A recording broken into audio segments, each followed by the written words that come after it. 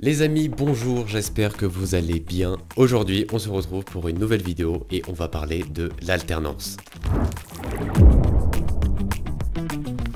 Il y a un an, j'avais fait une vidéo où je parlais de mes expériences en BTS audiovisuel. En voyant que cette vidéo a bien marché, j'ai fait un sondage sur Instagram en vous demandant si ça vous intéressait de parler de l'alternance. Et vous avez été beaucoup à me répondre que oui. Donc, si vous êtes un alternant ou que vous pensez intégrer une alternance, eh bien je pense que vous êtes dans la bonne vidéo. La première partie de cette vidéo, je vais commencer par répondre à des questions simples et basiques que l'on peut tous se poser sur l'alternance, surtout quand vous ne connaissez pas forcément ce système-là. Et dans la deuxième partie, je vais vous donner un maximum de conseils. Alors, pour commencer, première question. L'alternance c'est quoi et comment cela fonctionne? L'alternance tout simplement c'est un contrat. Tu vas te retrouver dans une entreprise à mi-temps. Pendant un mois tu vas être dans une entreprise et pendant le deuxième mois qui va suivre tu vas te retrouver en formation à l'école. Et c'est un temps qui peut varier en fonction de la formation que tu as. Si on doit résumer ça, l'alternance c'est un moyen d'apprendre avec la théorie et ensuite de pratiquer sur le terrain. L'alternance est-elle une activité professionnelle? Oui, c'en est une. Tu as un patron, tu as un salaire à la fin du mois, tu es déclaré en tant que travailleur. Oui, c'est une activité professionnelle. A-t-on le statut de salarié en alternance? Oui. Aussi. Quand vous êtes dans une entreprise, vous êtes considéré comme un salarié. Comme je l'ai dit dans la question précédente, vous avez un salaire, vous avez une fiche de paye, voilà, il y a même l'entreprise potentiellement qui peut vous prendre sur sa mutuelle, etc. Enfin voilà, vous êtes considéré comme un salarié. Voilà, j'ai rien de plus à dire, c'est la réponse.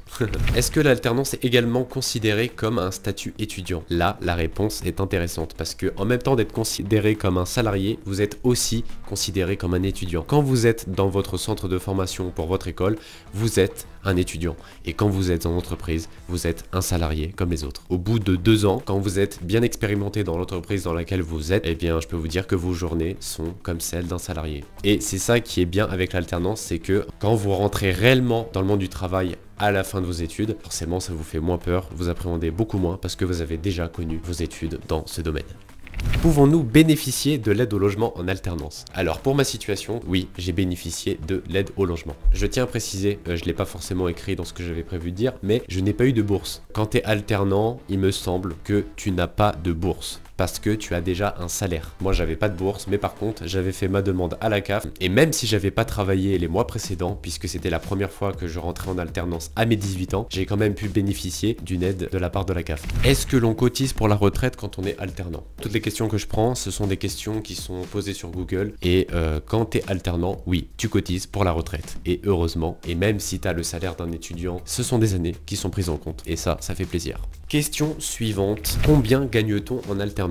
Ma première année, j'ai eu tous les mois 900 €. Et j'avoue que payer le loyer à ce moment-là, c'était assez chaud parce qu'en fait, j'avais 2 logements. Un pour le BTS et un pour l'alternance. Ça faisait 2 loyers à payer, donc ça faisait à peu près 500 balles.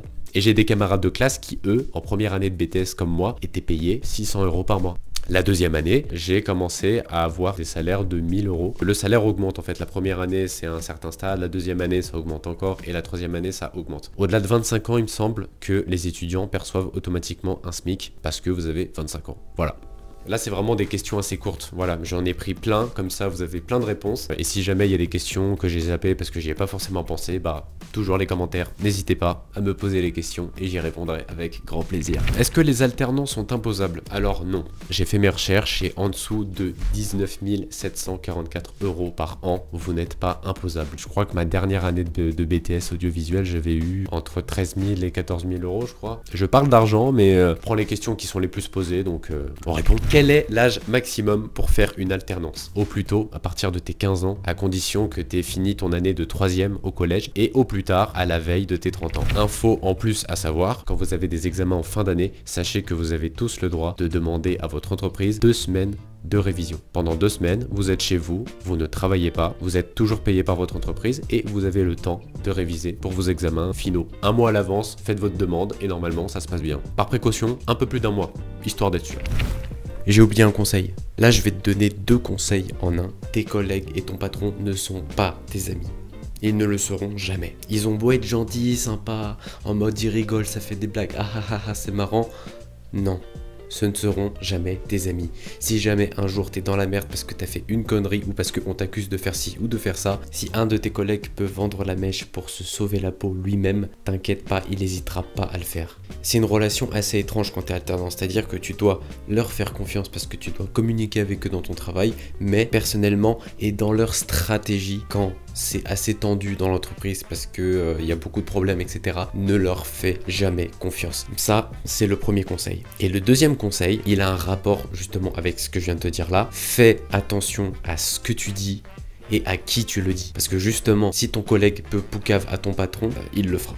Un responsable qui t'a donné une tâche et un peu plus tard dans ta journée il te dit alors c'était comment et tout, et toi tu dis honnêtement que t'as pas trop aimé, que c'était pas ouf, t'inquiète pas que s'il a l'occasion de le faire, il ira voir son patron et dans l'heure qui suit, tu te feras convoquer dans son bureau et tu te feras allumer. Tu ne peux faire confiance qu'à toi-même. Autre conseil qui est vachement important quand t'es en alternance, n'hésite pas à t'affirmer et à dire quand ça ne t'arrange pas, quand ça ne va pas, quand tu ne peux pas. Parce que les entreprises ont tendance à te mettre la pression, à te forcer, c'est-à-dire que tu finis à une certaine heure ton travail, ton responsable va venir te voir et te dire finalement reste ici quelques heures de plus, j'ai besoin de toi. À ce moment-là, tu es en droit de dire que tu ne peux pas parce que tu as autre chose de prévu et t'as même pas besoin de te justifier. Sache que dans certaines entreprises, c'est très fourbe. Chacun pense à sa petite gueule. Je le dis de manière assez crue, mais c'est vrai. Tu peux très bien tomber sur un responsable qui pensera qu'à sa gueule. Il va te donner toutes les tâches à faire et lui, à côté, il va littéralement se branler, il va rien faire. Et ça peut t'arriver beaucoup de fois quand tu tombes dans ce genre d'entreprise. Il existe aussi beaucoup d'entreprises qui sont vachement bienveillantes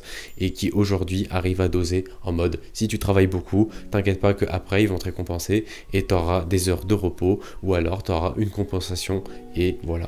Autre conseil que je peux te donner quand tu es dans une alternance, n'hésite pas à bien communiquer, à envoyer des messages et à faire des mails. Archive tes mails et garde-les en réserve. Le jour où tu fais une erreur, où il y a un problème, si on t'accuse, ça peut toujours te sauver ou te sortir de certaines situations. Communiquez souvent, gardez vos écrits, ne supprimez rien parce que ça peut toujours vous servir pour vous défendre. Là, j'ai envie de parler de quelque chose qui est réel. Les entreprises ne sont pas toujours tolérantes. Vous avez beau être jeune, vous avez beau être dans un contrat où le but c'est d'apprendre, les entreprises ne sont toujours pas tolérantes avec vous. Elles vont l'être au tout début, puis au bout d'un moment, elles vont vous dire bon bah maintenant t'es capable de faire ça, ok, on te fait confiance. Et le jour où tu fais une erreur, ils vont te tomber dessus. Je parle en termes de vécu, hein, ça se sent. La tolérance, ça existe pendant un certain temps, mais ça ne dure pas. Certaines entreprises peuvent très bien profiter de ta situation d'alternant pour t'exploiter. Sois au courant que quand tu seras alternant, il y a de fortes chances pour qu'on te demande de faire plus que ce que tu es censé faire. Et malheureusement, il faut passer par-dessus ça. Autre conseil que je peux donner, tu as le droit de ne pas répondre en dehors de tes horaires de travail. Quand tu sors du boulot et que tu envoies dans l'heure qui suit quelques SMS ou un appel pour organiser la journée de demain, très bien, c'est tout à fait normal et ça peut arriver plein de fois. Mais par contre, quand il est 23 h du soir, que tu es fatigué et que tu te reposes, que tu es en train de regarder une vidéo YouTube et qu'on t'appelle pour le boulot de demain, tu es en droit de ne pas répondre. C'est dans la loi tout simplement. Et de deux, tu as aussi ta vie personnelle et ça, c'est aussi important. J'ai aussi un autre conseil à vous donner. Quand votre patron vous propose une opportunité, il va vous dire voilà, je pense que tu es compétent pour faire ça, j'aimerais bien que tu fasses telle tâche, à partir de maintenant, ça rentrera en plus de toutes les tâches que tu fais déjà. Prenez toujours un temps de réflexion avant de dire oui ou non. Personnellement, ça m'est déjà arrivé et j'ai pas eu le temps de réfléchir et pensant que ça allait être bien, j'ai dit oui, mais après, il n'y avait plus de retour en arrière possible. Donc c'est pour ça, réfléchis bien avant de dire oui ou non. Parce que ça peut avoir des conséquences sur la suite de ton alternance dans la même entreprise. Un dernier conseil qui est, je pense, un peu plus important que les autres. Et cette fois-ci, c'est un conseil qui s'adresse principalement aux filles et aux femmes. Il n'y a pas longtemps, j'ai une pote qui m'a parlé de son entreprise et qui m'a dit que voilà, le patron avait tendance à faire parfois des blagues qui étaient un peu osées, voire limite misogynes, qui la mettaient très mal à l'aise parce que c'était insistant, ça revenait régulièrement au fil des semaines. Les filles, n'hésitez pas à dire à votre patron ou à la personne concernée dans l'entreprise d'arrêter, c'est dans vos droits. Ça veut pas dire que vous êtes belles, bien apprêtées au boulot, qui sont dans leur droit de vous faire ce genre de remarques, de vous faire des blagues. Ne vous laissez surtout pas faire là-dessus, ça ne veut veut pas dire que c'est votre patron ou votre supérieur qui a tous les droits avec vous. J'ai essayé de vous donner un maximum de conseils, j'espère que cette vidéo vous aura plu. Forcément, je peux pas répondre à tout, j'ai donné des conseils qui étaient pertinents en fonction de ce que j'ai pu voir et de ce que j'ai pu entendre avec les amis que j'avais autour de moi. Donc voilà, si jamais vous avez des questions par rapport à l'alternance, n'hésitez pas à me les poser en commentaire, ce sera un réel plaisir de répondre à tout le monde. Passez une belle journée, c'était Agrafeur, à bientôt.